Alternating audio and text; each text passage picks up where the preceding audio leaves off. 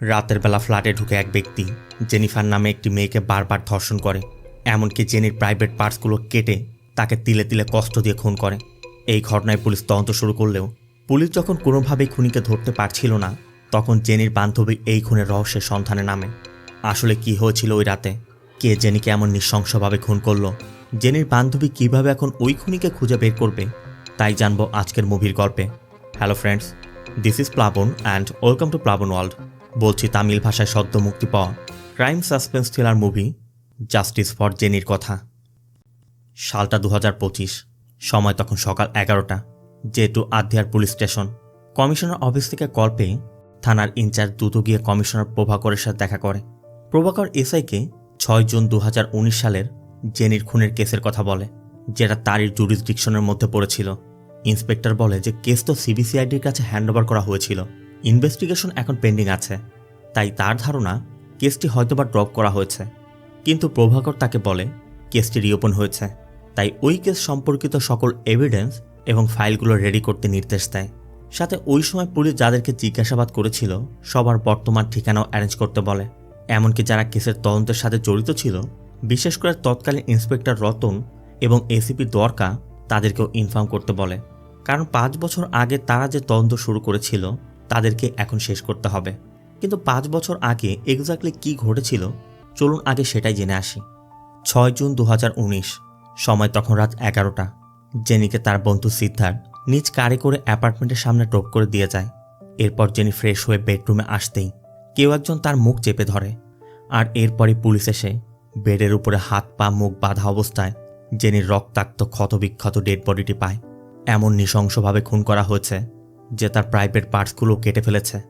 জেনির বাবা মা তখন বাইরে ছিল, পুলিশ তাদেরকেও বিষয়টি জানিয়ে দেয়। আর ওই যে জেনির ফ্রেন্ড তাকে ড্রপ করে দিয়েছিল, সেই সিদ্ধার্থ তখন ফ্ল্যাটের বাইরে দাঁড়িয়ে কান্না করছে, সাথে সিকিউরিটি গার্ডও আছে। পুলিশ তাদের সাথে কথা বলছিল। এর মধ্যে খবর পেয়ে এসিপি দ্বারকা কল করলে রতনরা নিচে চলে যায়। তাদের কথা আমরা জানতে পারি কিছুদিন আগে ভ্যালার্চিতে অনিতা নামে একটি মেয়ে এমনভাবেই খুন হয়েছিল। তারা ধারণা করছে হয়তোবা এই খুনটা ওই খুনের মতোই হতে পারে।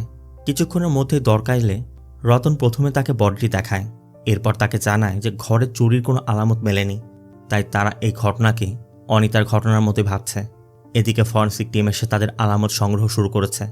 সিদ্ধার্থ জেনির ক্লোজ ফ্রেন্ড প্রিয়াঙ্কাকে কল করে জানানো মাত্র কিছুক্ষণের মধ্যে সকল বন্ধুরা এসে পড়ে। জেনির বাবা মা পৌঁছে গেছে, আর ফরেন্সিক টিমের কাজ হয়ে যাওয়া মাত্রই বডিটিকে মর্চুয়ারিতে শিফট করা হয়। প্রাথমিক পর্যায়ে জিজ্ঞাসাবাদের জন্য অ্যাপার্টমেন্টের সিকিউরিটি গার্ডকেও থানায় নেওয়া হয়েছে। এরপর হসপিটালে জেনির পোস্টমর্টম করে ডক্টর দ্বারকাকে জানায় ধর্ষণের পর খুন করেছে এটা কনফার্ম। খুনি এতটাই পশু যে 2 থেকে 3 বার ধর্ষণ করে ধীরে ধীরে কষ্ট দিয়ে তারপর মেরেছে, আর তাকে বারবার ছুরি দিয়ে এমনভাবে আঘাতের কারণে ভিকটিমের লাঞ্চ, কিডনি, হার্ট সবকিছু পুরোপুরি ড্যামেজ হয়ে গিয়েছে। তবে এরপরও ভিকটিম তখনও পর্যন্ত জীবিত ছিল। ফাইনালি গলা কাটার কারণে তার মৃত্যুটি হয়েছে। ডক্টর এটাও জানায় এটা গ্যাংরেপ নয়, কারণ ভিকটিমের বডিতে শুধুমাত্র একজনেরই সিমেন স্যাম্পল পাওয়া গেছে। আবার তাকে এমনভাবে মারা হয়েছে, ডক্টরের ধারণা এটা খুনির প্রথম খুন হবে না, মানে সে হয়তো এমন খুন করতে অভ্যস্ত। তবে দরকার জানতে চাচ্ছিল বডিতে যে সিমেন স্যাম্পলটি পাওয়া গেছে তা দিয়ে কি ব্লাড গ্রুপ আইডেন্টিফাই করা যাবে কিনা। ডক্টর জানে পুরোপুরি শিওর নয়, তবে যে সিমেন স্যাম্পল পাওয়া গেছে এটা কোন কোন ব্লাড গ্রুপের হতে পারে তার একটা ধারণা তারা দিতে পারবে। তো এরপর পোস্টমর্টম হয়ে গেলে জেনির সৎকার করা হয়, যেখানে জেনির বন্ধু বান্ধব, আত্মীয় স্বজন, বাবা মা, এমনকি প্রিয়াঙ্কাও ছিল। সবাই চলে যাওয়ার পর প্রিয়াঙ্কা তখন সেখানে দাঁড়িয়ে কান্না করছিল, কারণ প্রিয়াঙ্কাই ছিল জেনির সব থেকে কাছের বন্ধু। জেনির এমন মৃত্যুর পর জেনির বাবা মা তো এটা মেনে নিতে পারছিল না, আর তারপর যদি কেউ কষ্ট পাচ্ছিল সে হচ্ছে প্রিয়াঙ্কা। কারণ এমন কোনো দিন নেই, এমন কোনো সময় নেই জেনি প্রিয়াঙ্কার সাথে সময় কাটায়নি। তারা কলেজ লাইফে একসাথে পড়াশোনা করেছে, এমনকি তারা নিট এক্সামও দিয়েছিল। এই তো কয়েকদিন আগে জেনি প্রিয়াঙ্কার বাড়িতে এসে বলছিল প্রিয়াঙ্কার বাবা একজন পুলিশ অফিসার, প্রিয়াঙ্কা হয়তোবা ভালো কোনো কলেজে চান্স পাবে, কিন্তু জেনির কি হবে। প্রিয়াঙ্কা তখন তাকে বলেছিল সে যেন চিন্তা না করে, তারা দুজনই একই কলেজে চান্স পাবে। এখানে একটি বিষয় বলে রাখি, প্রিয়াঙ্কার বাবাই মূলত পুলিশ কমিশনার প্রভাকরণ, মানে যাকে আমরা মুভির প্রথম দিকে দেখেছিলাম। আর ওই দিনে মূলত নিট এক্সামের রেজাল্ট দেওয়ার কথা ছিল, আর রেজাল্ট চেক করে জানা যায় যে দুজনই চান্স পেয়েছে, যে জন্য সবাই খুশি। মানে তাদের যে ডক্টর হওয়ার স্বপ্ন ছিল সেটা এখন পূরণ হতে চলেছে। আর এই খুশিতে তারা বন্ধুরা মিলে সারাদিন বিভিন্ন জায়গায় আড্ডা দিয়ে ঠিক রাতের বেলা সিদ্ধার্থ তার নিজের কারে করে জেনিকে তার বাড়িতে ড্রপ করতে গিয়েছিল। আর এরপরই তো মূলত ওই ঘটনাটি ঘটল। তো সিন চলে আসে প্রেজেন্টে। পরবর্তী দিন দ্বারকা অফিসে ফেরা মাত্রই সাংবাদিকের প্রশ্নের জবাবে দ্বারকা তাদেরকে জানায় যে রেপের পর খুন করা হয়েছে এটা শিওর, তবে খুনটা কে করেছে তারা এখনো পর্যন্ত আইডেন্টিফাই করতে পারেনি। আবার কলেজ শিক্ষার্থীকে এমন নৃশংসভাবে খুন করার জন্য বিভিন্ন কলেজের শিক্ষার্থী, জেনির বন্ধুবান্ধব, আত্মীয় স্বজন সবাই প্রোটেস্ট করছিল। এই জন্য প্রভাকর নিজেই দ্বারকার অফিসে আসে। প্রভাকরের কথা এটা নিয়ে দ্বিতীয় মার্ডার হলো তার দ্বারকার জুরিসডিকশনের মধ্যে, কিন্তু এখনো পর্যন্ত তারা কোনো ক্লু খুঁজে পায়নি। জেনি যেহেতু প্রিয়াঙ্কার ছোটবেলার বন্ধু ছিল, তাই প্রভাকরের কাছে জেনিও তার নিজের মেয়ের মতো। এই জন্য সে দ্বারকাকে বলে দেয় যে তুমি যদি কেসটি সলভ করতে না পারো আমাকে জানাবে, আমি অন্য ব্যবস্থা নিব। আর এর জন্যই দ্বারকার মাথা ব্যথা শুরু, কারণ এমনিতে আগের একটি কেস, আর এখন কমিশনার নিজে তার উপর প্রেশার সৃষ্টি করেছে। যে জন্য জেনির যে বন্ধুবান্ধব ছিল প্রথমে তাদেরকে দিয়ে জিজ্ঞাসাবাদের শুরুটা করা হয়। তারা প্রথমে প্রিয়াঙ্কাকে জিজ্ঞাসাবাদ করে। প্রিয়াঙ্কা দ্বারকাকেও জানায় ঘটনার রাতে সিদ্ধার্থ তাকে তার নিজের বাড়িতে 10:40 ড্রপ করে তারপর জেনিকে ড্রপ করতে গিয়েছিল। দ্বারকা সিদ্ধার্থ আর জেনির মধ্যে সম্পর্কের বিষয় জানতে চায় যে ওরা কি দুজন লাভার ছিল। প্রিয়ার কথা লাভার ছিল না, 5 বছর যাবৎ আমাদের বন্ধুত্ব, এর বাইরে কিছুই নয়। কিন্তু দরকার কথা যদি শুধুমাত্র বেস্ট ফ্রেন্ডই হবে তাহলে রাতের বেলা ড্রপ করে যাওয়ার পর মাঝরাতে কেন আবার জেনির সাথে দেখা করতে ওই বাড়িতে গেল। প্রিয়া তখন দ্বারকাকে বোঝায় যে আপনি যেমনটা ইমাজিন করছেন আসলে ওই রকম সম্পর্ক ছিল না। গত 5 বছর যাবৎ ওদের মধ্যে ভালো বন্ধুত্বের সম্পর্ক ছিল, কিন্তু রিসেন্টলি ওরা একে অন্যকে ভালোবাসতে শুরু করেছিল। আর প্রিয়াকে রাতের বেলা ড্রপ করে দেওয়ার পর জেনি ওই রাতেই সিদ্ধার্থকে তার ভালোবাসার কথা বলার জন্য সিদ্ধান্ত নিয়েছিল। প্রিয়ার ধারণা এই জন্য হয়তো বা জেনি সিদ্ধার্থকে কল করে বাইরে নিয়ে যেতে বলেছিল, যাতে তার মনের কথাটা খুলে বলতে পারে। দরকার কথা তোমার কথা যদি সত্যি হয়ে থাকে তাহলে সিদ্ধার্থ তো একই কথা বলার কথা। দেখা যাক সিদ্ধার্থ কি বলে। প্রিয়াঙ্কা স্পষ্ট বুঝতে পারছিল দরকার তাদেরকে সন্দেহ করছে। এরপর দরকার জেনির বাবা মাকে জিজ্ঞাসাবাদ করে। জেনির মা জানায় তারা একটি প্রোগ্রামের জন্য বাইরে গিয়েছিল। জেনি যখন বাড়িতে ফিরে কল করেছিল তখন জেনির মা তাকে বলেছিল তাদের ফিরতে আর 3 ঘন্টা সময় লাগবে। দরকার তাদের কাছে জানতে চায় যে আপনাদের কোনো ডাউট আছে, কারোর উপর সন্দেহ হয়, যেমন কোনো পারিবারিক ইস্যু, ল্যান্ড বা আর্থিক কোনো লেনদেন। জেনির বাবা জানায় এমন কিছু ছিল না। তবে সিদ্ধার্থ আর জেনির সম্পর্কের বিষয় জানতে চাইলে জেনির বাবা মা জানায় যে ওরা খুব ভালো বন্ধু ছিল, এর বাইরে অন্য কিছুই নয়। দরকার কথা যদি সেটা নাই হবে তাহলে জেনিকে ওই রাতে ড্রপ করে দেওয়ার পর জেনি আবার কেন সিদ্ধার্থকে কল করে সেখানে যেতে বলেছিল। সিদ্ধার্থ তো এমনটাই বলল। জেনির বাবা বুঝতে পারছে যে দরকার আসলে কি বলতে চাইছে, তাই জেনির বাবা তাকে স্পষ্ট করে বলে দেয় দেখুন আপনারা যেমনটা ভাবছেন বা বলতে চাইছেন এমন কিছু ছিল না। আমরা আমাদের সন্তানকে ভালো করে চিনি। আপনারা যদি ওর খুনিকে ধরতে না পারেন কোনো সমস্যা নেই, দয়া করে আমার মৃত মেয়ের নাম খারাপ করবেন না, এই বলে তারা চলে যায়। এরপর সিদ্ধার্থকে ডাকা হয়। সিদ্ধার্থের সোশ্যাল মিডিয়া অ্যাকাউন্টগুলো চেক করে দেখা যায় সিদ্ধার্থ ইনস্টা এবং এফবিতে শুধুমাত্র মেয়েদের প্রোফাইলগুলোতেই যুক্ত আছে, মানে তাদেরকে ফলো করেছে। এই সব কিছু পর্যালোচনা করে দরকার ধারণা করছিল সিদ্ধার্থের হয়তো বা একের অধিক মেয়ের সাথে কোনো সম্পর্ক থাকতে পারে। সিদ্ধার্থ বারবারই বোঝানোর চেষ্টা করছে ওরা সবাই আমার বন্ধু। আর ওই রাতের বিষয় জানতে চাইলে সিদ্ধার্থ জানায় সারাদিন পার্টি শেষ করে প্রিয়াঙ্কাকে ড্রপ করে যখন সে জেনিকে ড্রপ করতে গিয়েছিল ওই সময় কারের মধ্যে তার এবং জেনির তাদের আগামী দিনে ডক্টর হওয়ার যে স্বপ্ন পূরণ হতে চলেছে এই বিষয় নিয়ে কথা হয়েছিল, কারণ সেদিনই তো তারা রেজাল্ট চেক করে জানতে পেরেছে তারা সিলেক্টেড। এরপর জেনি তার নিজের ফ্ল্যাটে চলে গিয়েছিল। তবে জেনি যখন তার মাকে কল করে জানতে পারে তাদের ফিরতে আরও 3 ঘন্টা সময় লাগবে, জেনি তখন সিদ্ধার্থকে আবার কল করে তাকে কফি শপে নিয়ে যেতে বলে। মানে প্রিয়াকে যেমনটা বলেছিল যে জেনি তার মনের কথা খুলে বলতে চায়, জেনি হয়তো বা এই জন্যই সিদ্ধার্থকে আসতে বলছিল। সিদ্ধার্থ প্রথমে রাজি হচ্ছিল না, যে জন্য জেনি ম্যাথুর কথা বলে যে আমি ওর সাথে যাব। তবে ম্যাথুর কথা শোনা মাত্রই সিদ্ধার্থ রাজি হয়ে জেনিকে আবার পিক করতে আসে। কিন্তু জেনির ফ্ল্যাটে বারবার বেল দেওয়ার পরও জেনি দরজা খুলছিল না, এমনকি জেনির ফোনে কল করেও পাওয়া যাচ্ছিল না। সিদ্ধার্থ অনেকবার চেষ্টা করে এবং অনেক সময় অপেক্ষা করে একসময় বাধ্য হয়ে সিকিউরিটির কাছে যায় যে আমি জেনিকে বারবার ডাকছি, কল করছি, কোনোভাবে ওর সাথে যোগাযোগ করতে পারছি না। সিকিউরিটি এসে চেষ্টা করে। সিকিউরিটিও লক্ষ্য করে যে দরজা তো ভিতর থেকে বন্ধ করা হয়েছে, তাহলে ভিতরে কি হলো। এই জন্য তারা পুলিশকে কল করে। আর কিছুক্ষণের মধ্যে পুলিশ এসে দরজার লক ভেঙে ভিতরে ঢুকেই ওই দৃশ্য দেখতে পায়। তবে তখনও তারা সিকিউরিটি গার্ড বা সিদ্ধার্থকে তেমন কিছু জানায়নি। তারা সাথে সাথে ইন্সপেক্টরকে কল করে দ্রুত এখানে আসতে বলে। আর এরপরই মূলত সিদ্ধার্থটা জানতে পারে ভিতরে কি হয়েছে। এই ছিল মূলত ওই রাতের ঘটনা। কিন্তু দরকার কথা তুমি যখন জেনিকে ড্রপ করতে আসলে তখন কার নিয়ে এসেছিলে, কিন্তু পরবর্তীতে যখন এসেছিলে তখন এসেছিলে বাইক নিয়ে। আবার তুমি যখন ফ্ল্যাটের মধ্যে প্রবেশ করেছিলে সিকিউরিটি তোমাকে দেখতে পায়নি। এই জন্য দরকার ধারণা করছে সিদ্ধার্থ হয়তোবা এই সুযোগ কাজে লাগাতে জেনির ঘরে ঢোকার পর জোরপূর্বক জেনিকে সেক্সুয়ালি হ্যারাস করার চেষ্টা করেছে। দরকার সিদ্ধার্থকে এটাও বলে, যদি তুমি এটা স্বীকার করো তাহলে আমরা অ্যাক্সিডেন্টাল মার্ডার দেখিয়ে তোমার সাজা কমিয়ে দেব, আর যদি তুমি স্বীকার না করো তাহলে আমরা তোমাকে প্রি প্ল্যান মার্ডার দেখিয়ে সর্বোচ্চ শাস্তির ব্যবস্থা করে দিব। এখন তোমার জীবনে সবকিছু তোমার সিদ্ধান্তের উপর নির্ভর করছে। সিদ্ধার্থের কথা দেখুন ম্যাডাম, জেনি আর আমি 5 বছরের বন্ধু। ওদের বাড়ি থেকে আমার বাড়ির দূরত্ব 1 কিলোমিটার। এমনকি জেনির বাবা মা যদি বাড়িতে না থাকতো, বহু রাত জেনি আমাদের বাড়িতে থেকেছে, আর আমরা সবসময় যাতায়াত করতাম। এটা ওদের বাবা মা বা আমাদের বাবা মাও জানতো। 2 পরিবারের মধ্যে একটা অন্যরকম সম্পর্ক ছিল। এরপর দরকার যতভাবে সম্ভব সিদ্ধার্থকে ভয় দেখিয়ে তার থেকে কথা বের করার চেষ্টা করছিল, কিন্তু কোনোভাবেই সিদ্ধার্থের থেকে কিচ্ছু বের করতে পারছে না। কারণ সিদ্ধার্থ বারবার একই কথা বলছে, জেনি তার ভালো বন্ধু ছিল, এর বাইরে কিছুই নয়। এরপর দরকারা ওই অ্যাপার্টমেন্টের সামনের একটি সিসিটিভি ফুটেজ পর্যবেক্ষণ করে, আর ওই ফুটেজে দেখা যায় সিদ্ধার্থ যখন জেনিকে বাড়ির সামনে ড্রপ করে দিচ্ছিল ঠিক তখনই তাদের পিছে অন্য একটি কার এসেছিল। এই জন্য অ্যাপার্টমেন্টের সিকিউরিটি গার্ডকে ডাকা হয়। সিকিউরিটি তখন গণেশ নামে এক ব্যক্তির কথা বলে যে 2nd ফ্লোরে থাকে, যেটা তারই কার ছিল। সিদ্ধার্থ যখন জেনিকে ড্রপ করতে এসেছিল ওই সময় সে এসে সেখানে অনেক হর্ন বাজাচ্ছিল, যে জন্য সিদ্ধার্থের কারটি ব্যাকে দিয়ে তারপর তাকে যেতে দেওয়া হয়েছিল। সিকিউরিটির কথা আরও জানা যায়, গণেশ একটু সাইকো টাইপের, মানে অনেক ঝামেলা করত। তাকে সবসময় ওই অ্যাপার্টমেন্টের সবাই অ্যাভয়েড করে চলতো। এমনকি সিদ্ধার্থ জেনিকে ড্রপ করে চলে যাওয়ার পর জেনি ওয়াচম্যানের কাছে গিয়ে তাকে কিছু খাবার দিয়ে এসেছিল। তবে পুলিশ ধারণা করছে ওয়াচম্যান হয়তো ভালো কিছু লুকাচ্ছে। এজন্য তারা ওয়াচম্যানকেও টর্চার করে, তার থেকে কথা বের করার চেষ্টা করে, কিন্তু কোনো তথ্যই বের করতে পারছিল না। এরপর অ্যাপার্টমেন্টের সেক্রেটারিকে ডাকা হয়। তার থেকে জানা যায় জেনিদের পরিবার ওই অ্যাপার্টমেন্টে 10 বছর যাবত রয়েছে। দোয়ারকা তার থেকে কথা বের করতে তাকে বলে যে আমরা জানতে পেরেছি ওই ফ্ল্যাটের মেয়েটার চরিত্র খারাপ ছিল, রাত বেরাতে বিভিন্ন ছেলেরা আসতো যেত। কিন্তু অ্যাপার্টমেন্টের সেক্রেটারির কথা ওই পরিবার খুবই ভালো ছিল, আর তাদের মেয়ে সম্পর্কে এমন কোনো তথ্য আমরা কখনোই পাইনি, যে জন্য তার ডিটেলস রেখে তাকেও ছেড়ে দেওয়া হয়। এরপর জেনির বন্ধু এবং বান্ধবীদেরকে ডাকা হয়। এরা সবাই মূলত জেনির স্কুল লাইফের ফ্রেন্ড। ইন্সপেক্টর রতন জেনির বন্ধু ম্যাথু এবং রফিককে বলে, জেনির খুন কে করেছে আমরা জানতে পেরেছি, কিন্তু এখন আমরা তোমাদের থেকে জানতে চাই। মানে তারা চতুরতার সাথে ওদেরকে ভয় দেখিয়ে ওদের থেকে কথা বের করার চেষ্টা করছিল।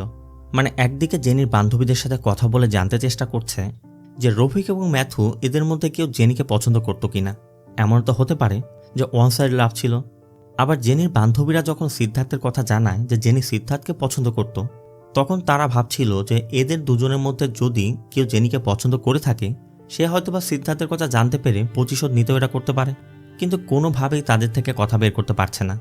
আবার অ্যাপার্টমেন্টে যারা ডেলিভারি দিতে আসে ওই সকল ডেলিভারি বয় বা সেখানে আসা যাওয়া করা সবার থেকে তথ্য সংগ্রহ করতে থাকে, কিন্তু যতভাবে চেষ্টা করুক না কেন কোনোভাবেই তারা জেনির খুনের কোনো ক্লুই বের করতে পারছে না যে আসলে খুনটা কে করতে পারে। আর এখানে আমরা তাদের কথা এটাও জানতে পারি, ভেলাচেরিতে যে অনিতার খুন হয়েছিল ওই খুনের বেলাতেও তারা কোনো ক্লু খুঁজে পায়নি, যেমনটা এখন তারা পাচ্ছে না। আবার এসআই সত্যম জানায়, ফরেন্সিক রিপোর্ট অনুযায়ী ওই বাড়ির কোনো জানালা দরজা বা লক ভাঙা হয়নি, বাইরে থেকে জোরপূর্বক কার প্রবেশ করার কোনো আলামত নেই। আর এর থেকেই বোঝা যায় যেই খুনটি করেছে সে মেইন দরজা দিয়ে প্রবেশ করেছিল। আর জেনি যেহেতু ঘরে একাই ছিল, এমন হতে পারে জেনি তাকে দরজা খুলে দিয়েছে, তার মানে হয়তোবা সে জেনির পরিচিত কেউ হতে পারে। আবার দরকার এটাও ধারণা করছে হয়তো কেউ বেল দিয়েছিল, জেনি দরজা খোলার পর জোরপূর্বক ঢুকেছে। আবার জেনির বডির মধ্যে যে সিমেন্ট স্যাম্পল পাওয়া গিয়েছিল তার ফরেন্সিক রিপোর্ট এসে পড়ে। রিপোর্ট অনুযায়ী ওই স্যাম্পল কয়েকটি ব্লাড গ্রুপের হতে পারে, যেমন এ positive, B positive, A B negative R O positive. আর এই ব্লাড গ্রুপগুলো তাদের লিস্টের মধ্যে 5 জনের সাথে ম্যাচ করছে। এই 5 জন হচ্ছে সিদ্ধার্থ, মারিমুথু, মিত্রান, অ্যাপার্টমেন্টের সিকিউরিটি, আর সবশেষে যার সাথে ম্যাচ করছে সে হচ্ছে জেনির নিজের বাবা। এর জন্য দরকার ওই 5 জনের সিমেন্ট কালেক্ট করে সেগুলো টেস্ট করতে বলে। রতনের কথা অন্যদের না হয় করলো, জেনির বাবারটা কিভাবে সম্ভব?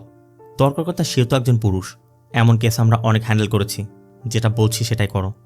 অন্যদিকে প্রিয়াঙ্কা এখনও জেনিকে ফিল করছে, তার মনে হচ্ছে জেনি তার পাশে বসে আছে, কারণ এমন কোনো দিন নেই, এমন কোনো মুহূর্ত নেই জেনির সাথে সে সময় কাটায়নি। জেনির সাথে কাটানো সেই সকল মুহূর্তগুলো প্রিয়াঙ্কার চোখের সামনে ভাসছে।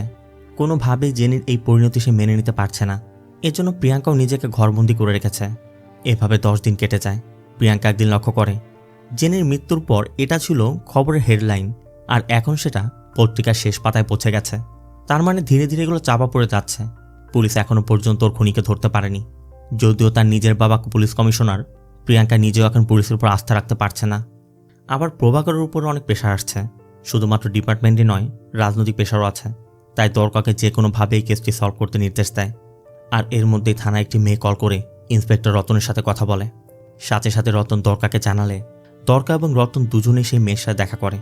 ওই সময় ওই মেয়েটি তাদেরকে বেশ কিছু তথ্য দেয়, তবে এক্স্যাক্টলি মেয়ের সাথে কি হচ্ছে বা মেয়েটি কি তথ্য দিচ্ছে এই বিষয়টি আমাদেরকে কিছু জানানো হয়নি। শুধু তাদের কথা আমরা বুঝতে পারছিলাম মেয়েটির সাথে হয়তো বা ভয়ানক কিছু একটা হয়েছে। অন্যদিকে জেনির মাকে দেখা যায় প্রিয়াঙ্কাদের বাড়িতে এসেছে। মূলত যে ঘরে এতদিন তার মেয়েটা ঘুরে বেড়াতো, তার পাশে পাশে থাকতো, ওই ঘরে মেয়েকে না পেয়ে সে ওই ঘরের মধ্যে আর থাকতে পারছে না। যদিও তার মেয়েটা বেঁচে নেই, প্রিয়াঙ্কা যেহেতু ওর বন্ধু ছিল, সবসময় একসাথে থাকতো, প্রিয়াঙ্কাকে দেখলে তার একটু শান্তি লাগে, এর জন্যই প্রিয়াঙ্কার কাছে এসেছে। আবার জেনি মেডিকেলে চান্স পেয়েছিল, সামনেই ভর্তি হয়ে ক্লাস শুরু হতো, তাই জেনির জন্য সে একটি গিফটও কিনেছিল। জেনি যেহেতু এখন নেই, জেনির মা প্রিয়াঙ্কাকেও গিফটটি দিয়ে দেয়, কারণ তার কাছে জেনি যেমন মেয়ে, প্রিয়াঙ্কাও তার মেয়ের মতোই। অন্যদিকে পুলিশকে দেখা যায় শহরের বিভিন্ন পয়েন্টে চেকপোস্ট বসিয়ে গাড়িগুলো চেক করছে, কিন্তু কোনোভাবেই তারা কোনো ক্লু খুঁজে পাচ্ছে না। দরকার বুঝতে পারছে না কিভাবে এই কেসটি তারা সলভ করবে। দরকার সাথে যারা কাজ করছিল তারা দরকারকে আশ্বাস দেয়, ম্যাডাম আমরা দিন রাত এক করে কাজ করছি, আমাদের সর্বোচ্চ চেষ্টা করছি, আপনি এভাবে হাল ছেড়ে দিবেন না, ওই খুনিকে আমরা নিশ্চয়ই খুঁজে বের করব। কিন্তু এরপর 5 বছর কেটে গেছে, এখনও পর্যন্ত জেনির কেসের কোনো সুরাহা হয়নি। তো সিন চলে যায় 2025-এ হাইকোর্টে, যেখানে আমরা জানতে পারি জেনির কেসটি রিওপেন করতে আজই আবেদন করা হয়েছে। আর এই আবেদন অন্য কেউ নয়, জেনির বান্ধবী প্রিয়াঙ্কা করেছে। পুলিশ যেহেতু জেনির কেসটি সলভ করতে পারছিল না, প্রিয়াঙ্কা ধরে নিয়েছিল যে পুলিশ তাদের কাজ ঠিকমতো করছে না, তাই জেনির খুনিকে ধরতে হলে বা জেনিকে ন্যায় পাইয়ে দিতে হলে তাকেই কিছু করতে হবে। তাই সে মেডিকেলে চান্স পাওয়া সত্ত্বেও মেডিকেলে পড়াশোনা না করে তার ডক্টর হওয়ার স্বপ্নটা ছেড়ে দিয়ে সে ল করেছে। আর এই জন্যই সে এখন জেনির কেসটি রিওপেন করতে হাইকোর্টের দরজায় এসেছে। এখানে আরও একটি বিষয় জানিয়ে রাখি, প্রিয়াঙ্কার মেডিকেলে পড়াশোনা না করে ল পড়াশোনা করার পিছনে তার বাবারও একটা বড় অবদান আছে। কারণ প্রভাকরের তার মেয়ের প্রতি একটা অন্যরকম আস্থা ছিল। সে ভালো করে জানতো প্রিয়াঙ্কা যে উদ্দেশ্য নিয়ে যাই করছে না কেন সে সফল হবেই। তবে প্রিয়াঙ্কাকে সে সাবধান করে দেয় যে আবেগের বশে নেওয়া সিদ্ধান্ত অনেক সময় ক্ষতির কারণ হতে পারে, তাই প্রিয়াঙ্কাকে সবসময় সাবধান থাকতে হবে। তো এরপর সিন চলে যায় কোর্টে। প্রিয়াঙ্কা কোর্টকে জানায় যে ওই সময় পুলিশ ওই খুনিকে ধরতে না পেরে, কেস সলভ করতে না পারার কারণে কেসটি সিবিসিআইডিতে ট্রান্সফার করা হয়েছিল। কিন্তু সিবিসিআইডিও 5 বছরে এই কেসের তদন্ত করে কেসের কোনো সুরাহা করতে পারেনি। জেনির মৃত্যুর রহস্য এখনও রহস্যই রয়ে গেছে। এই জন্যই মূলত এই কেসটিকে সে রিওপেন করতে চাচ্ছে। আর এতগুলো কেস থাকা সত্ত্বেও শুধুমাত্র জেনির কেসটি সে রিওপেন করতে এজন্যই চাইছে যাতে জেনির সাথে যে ঘটনা ঘটেছে সমাজে অন্য কারোর সাথে এমনটা না ঘটে। কারণ প্রিয়াঙ্কার ধারণা জেনির খুনটি যেই করেছে সে এখন নির্দ্বিধায় বাইরে ঘুরে বেড়াচ্ছে, ভবিষ্যতে জেনির মতো আরও কেউ হয়তোবা তার ভিকটিম হতে পারে। কিন্তু কোর্টের তো একটা সিস্টেম আছে, যেই কেস 5 বছর যাবৎ পেন্ডিং আছে ওই কেসটি নতুন করে যদি আবার ওপেন করতে হয় তাহলে তো নির্দিষ্ট একটা এভিডেন্স বা উইটনেস লাগবে। কোন ভিত্তিতে প্রিয়াঙ্কা এখন এটি আবার নতুন করে ওপেন করছে? প্রিয়াঙ্কা যখন হাইকোর্ট থেকে ইস্যু করা অর্ডারটি দেখায়, যেখানে হাইকোর্ট থেকে এই কেসটিকে রিওপেন করে ইনভেস্টিগেশন করার পারমিশন দেওয়া হয়েছিল, তাই এই কোর্টও কেসটিকে অ্যাকসেপ্ট করে। যে জন্য প্রিয়াঙ্কা পরবর্তী শুনানির দিন এই কেসের ইনভেস্টিগেশন অফিসার রতন এবং এসিপি দরকাকে জিজ্ঞাসাবাদ করতে চায়। এর মধ্যে প্রিয়াঙ্কা নিজের মতো করে বেশ কিছু রিসার্চ করে, আর পরবর্তী শুনানির দিন প্রিয়াঙ্কা ইন্সপেক্টর রতনকে দিয়ে তার জিজ্ঞাসাবাদের শুরুটা করে। প্রিয়াঙ্কার কথা ওই সময় পুলিশ কেয়ারলেসভাবে কাজ করে এই কেসটিকে গুরুত্ব না দেওয়ার কারণে ইনভেস্টিগেশন ঠিকমতো হয়নি। কিন্তু পাবলিক প্রসিকিউটরের কথা সিসিটিভি ফুটেজ, ডিসিআর রিপোর্ট, এমনকি ফিঙ্গারপ্রিন্টস কোনো কিছুতেই কালপিটকে ধরা যায়নি। কোর্টের কথা এই জন্য কি কেস পেন্ডিং থাকবে? পাবলিক প্রসিকিউটর জানায় যে ওই সময় আচমকা এসিপি দরকাকে ট্রান্সফার করা হয়েছিল, আর তার কিছুদিনের মধ্যে ইন্সপেক্টর রতনকেও, যে জন্য পরবর্তীতে সেখানে যারা নতুন এসেছিল তারা তো এই কেস সম্পর্কে কিছু জানতোই না। আর এরপর তো সিবিসিআইডি কেসটিকে তদন্ত করতে শুরু করে। এই জন্য পাবলিক প্রসিকিউটর ডিমান্ড করছিল এই কেসটিকে তদন্ত করতে আরও 6 মাস সময় দেওয়া হোক।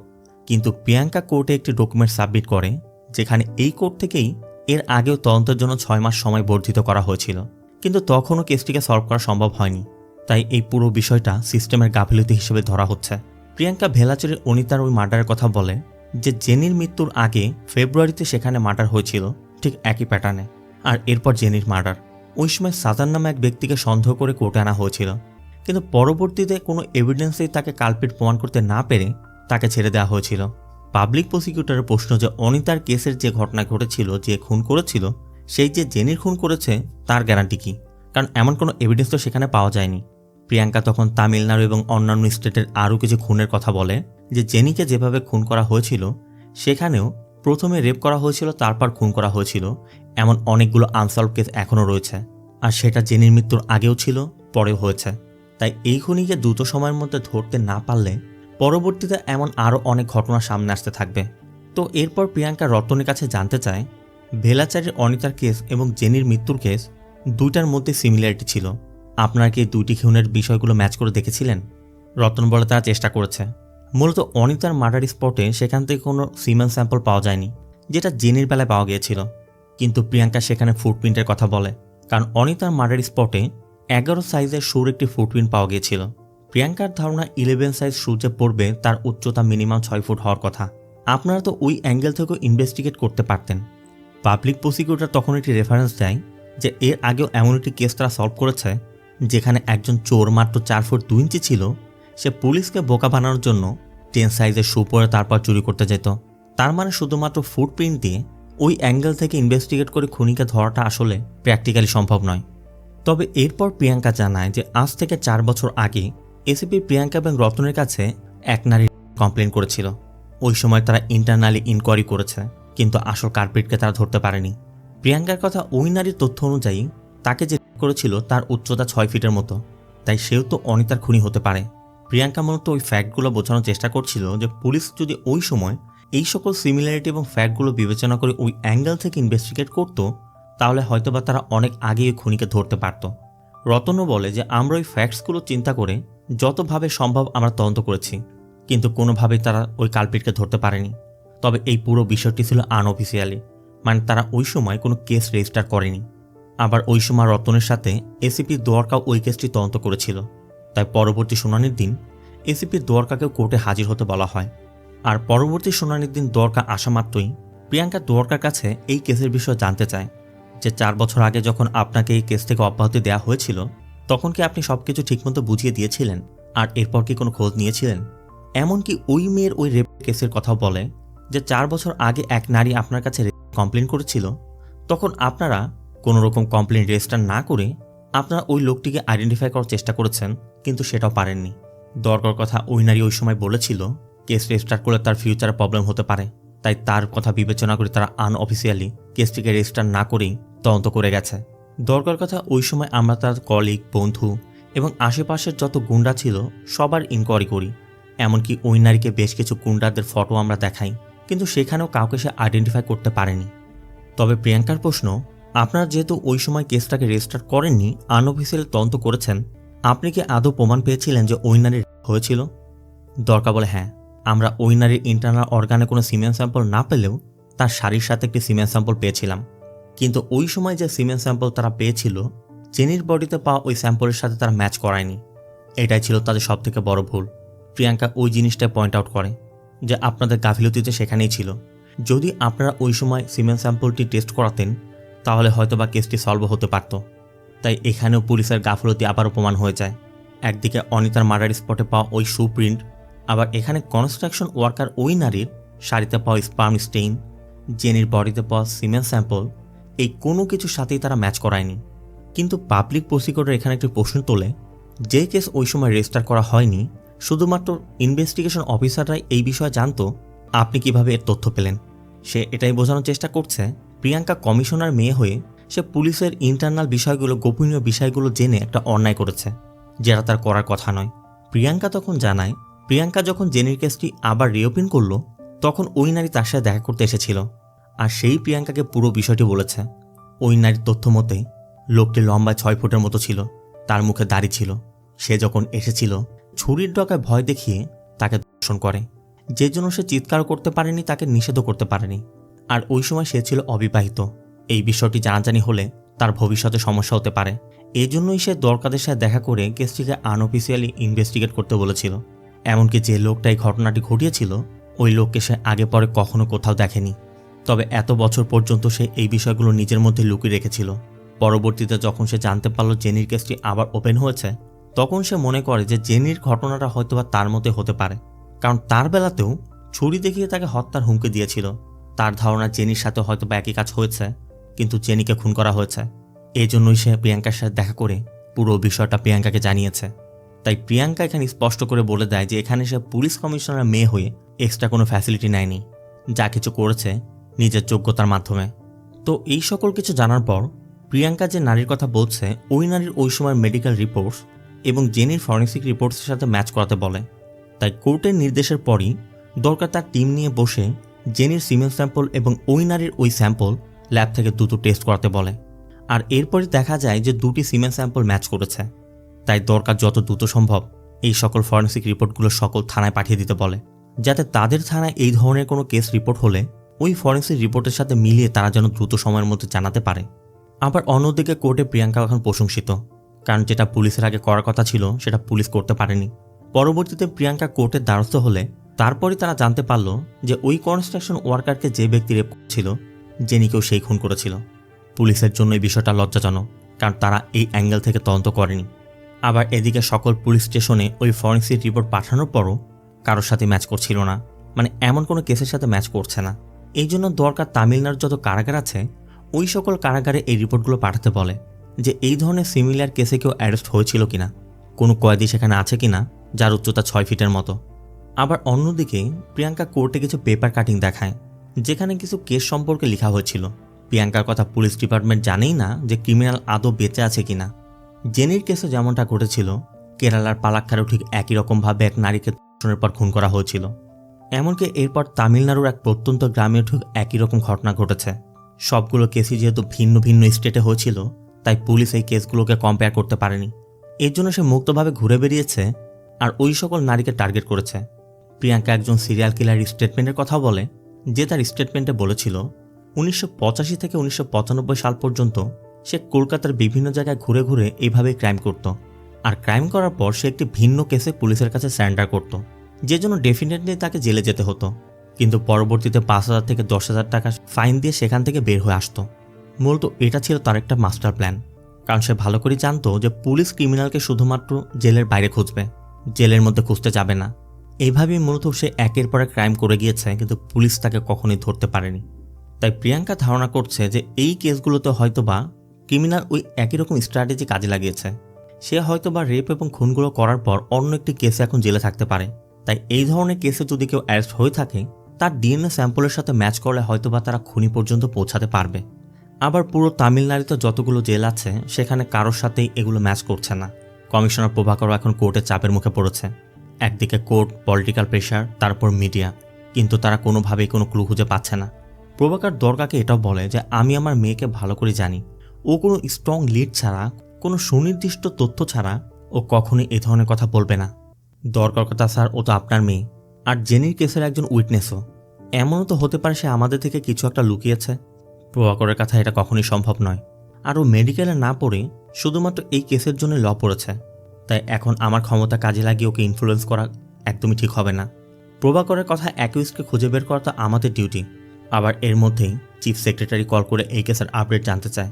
এর জন্য প্রভাকর দরকাকে নির্দেশ দেয় শুধুমাত্র তামিলনাড়ুর ওই জেলগুলো খুঁজলে হবে না, তামিলনাড়ুর বাইরের আশেপাশের যে স্টেটগুলো আছে সেখানে জেলগুলোতেও খোঁজ নিতে হবে যে এই ধরনের কেসে কেউ অ্যারেস্ট হয়েছে কিনা। তাই কথা মতো আশেপাশের স্টেটগুলোতেও ফরেন্সিক রিপোর্টগুলো পাঠিয়ে দেওয়া হয়। শুরু হয় চিরুনি অভিযান। একদিকে পুলিশ তদন্ত করছে আর অন্যদিকে প্রিয়াঙ্কাও লিঙ্ক খোঁজার চেষ্টা করছে। এর মধ্যে কয়েকটি স্টেট থেকে জানা যায় তাদের ওখানে কারোর সাথে ম্যাচ করছে না। তবে কেরালার কান্নুরের জেল থেকে খবর আসে সেখানে তাদের কাছে 6 ফিট উচ্চতার এমন একজন ব্যক্তি আছে যে এই ধরনের একটি কেসে অ্যারেস্ট হয়েছিল। মোট কথায় সবকিছু তার সাথে ম্যাচ করছে। এই জন্য এখানে একটি টিম দ্রুত কান্নুর চলে যায়। এরপরে আমাদের সিনান নামে এক ব্যক্তিকে দেখানো হয় যে কেরালার কোনো একটি নাইট ক্লাবে বসেছিল আর বারবার আশেপাশের মেয়েদের উপর নজর রাখছিল। কিছুক্ষণ পর মেয়েগুলো যখন ডান্স করতে শুরু করে সে তখন ইচ্ছা করে ওই মেয়েগুলোকে বিভিন্ন জায়গায় হাত দিচ্ছিল, যে জন্য একসময় ওইখানে যারা ছিল তাদের সাথে ঝামেলা তৈরি হয় আর তারা তাকে পুলিশে দিয়ে দেয়। মূলত এই অপরাধেই সে কান্নুর জেলে রয়েছে। তো কান্নুর জেলের থেকে খবর পাওয়ার পর তামিলনাড়ু পুলিশের একটি টিম কান্নুর জেলে গিয়ে সিনানকে দেখতে পায়। তার বিরুদ্ধে যেহেতু 3টি মার্ডার কেস রয়েছে তাই কান্নুর পুলিশ সিনানকে তাদের কাছে হ্যান্ডওভারও করে। আর পরবর্তী দিনে সিনানকে কোর্টে নেওয়া হয়। কোর্ট যখন সিনানের কাছে এই খুনগুলোর কারণ জানতে চায় তখন সিনান একে একে সবকিছু বলতে শুরু করে। যখনই তার সামনে কোনো মেয়ে পড়ত সে ওই মেয়ের বডি স্ট্রাকচার এবং তার ড্রেস দেখত, আর একবার যদি তার ভালো লাগতো তাহলে ওই মেয়েকে ভোগ করার একটা আকাঙ্ক্ষা তৈরি হতো।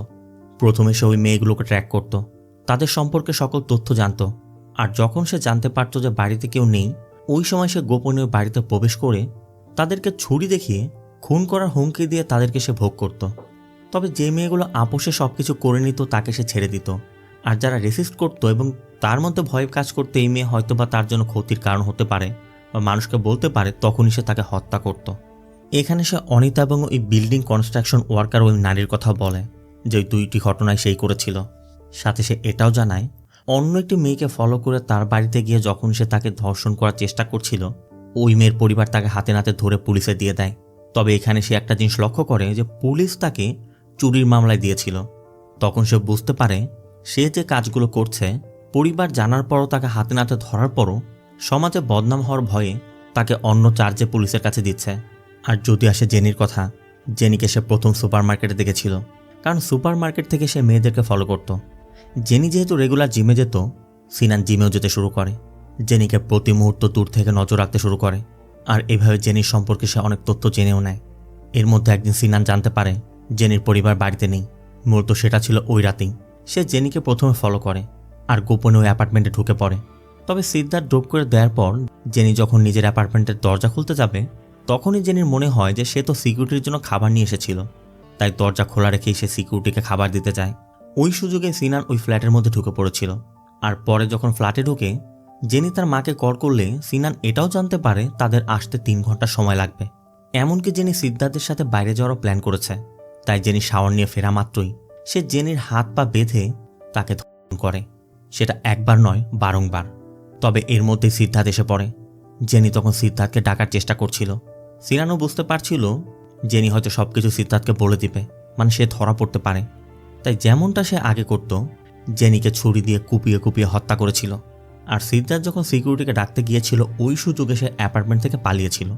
পরবর্তীতে সে যখন জানতে পারে যে জেনির খুনিকে পুলিশ খুঁজছে, তখনই সে অন্য একটি ছোট ক্রাইম করে পুলিশের কাছে ধরা দিয়েছিল। কারণ সে ভালো করেই জানতো পুলিশ খুনিকে হন্যে হয়ে খুঁজবে, কখনোই জেলে খুঁজতে যাবে না। জেলটাই ছিল তার জন্য নিরাপদ, আর এই কাজটা সে আগে করেছে। তার মানে প্রিয়াঙ্কা যে রেফারেন্সটা দিয়েছিল, ঠিক একই রকম স্ট্র্যাটেজি সিনানও কাজে লাগিয়েছিল, কিন্তু শেষমেশ ধরা পড়ে গেল। তবে সিনানের মধ্যে এর জন্য বিন্দুমাত্র অনুশোচনা নেই।